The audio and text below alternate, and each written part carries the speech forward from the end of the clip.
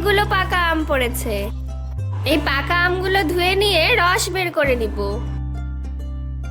এরকম পাকা আম চিপে সেগুলোকে জাল দিয়ে আগেকার দিনে মা ঠাকুমারা একদম ঘরোয়া উপায়ে তৈরি করতো আমসত্ত্ব।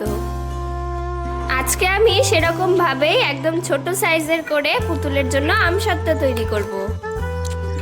আমের রস ভালো করে বের করে নিয়ে এবার নেট দিয়ে ছেঁকে নিতে হবে।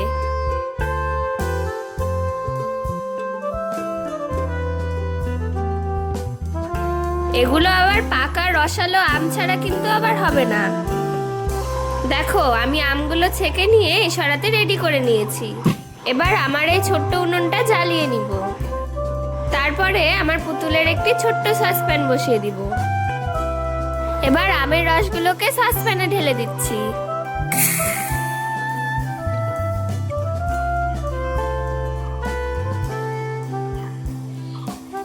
তারপর সামান্য একটু নাড়াচাড়া করে নিয়ে এবার দিয়ে দিব চিনি।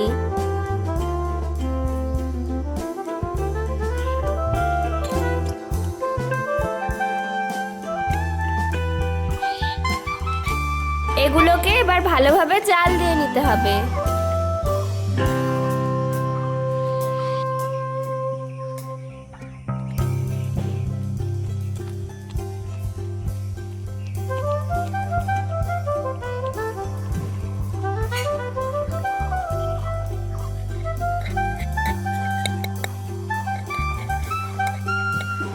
এরপর এগুলো একটু ঘন আঠা আঠা হলে নামিয়ে নিতে হবে।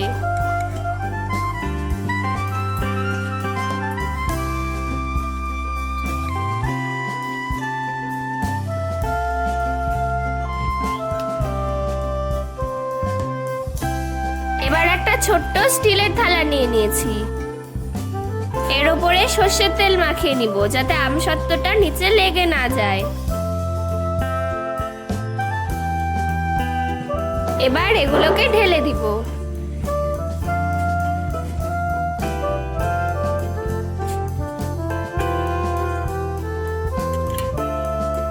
তারপর এই ছোট্ট স্টিলের থালাটাকে কড়া রোদে রেখে দিয়ে আসব।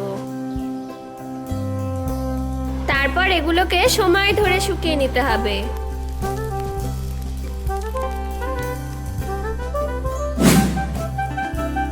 শুকিয়ে যাওয়ার পরে আমসত্ত্ব রেডি হয়ে যাবে। আমসত্ত্বটাকে স্টিলের থালা থেকে ভালোভাবে উঠিয়ে নিলাম। এবার এটাকে টুকরো টুকরো করে কেটে নিব।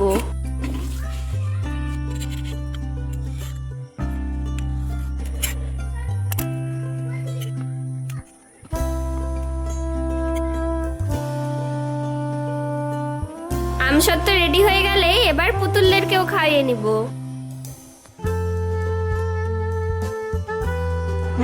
খুব সুন্দর হয়েছে।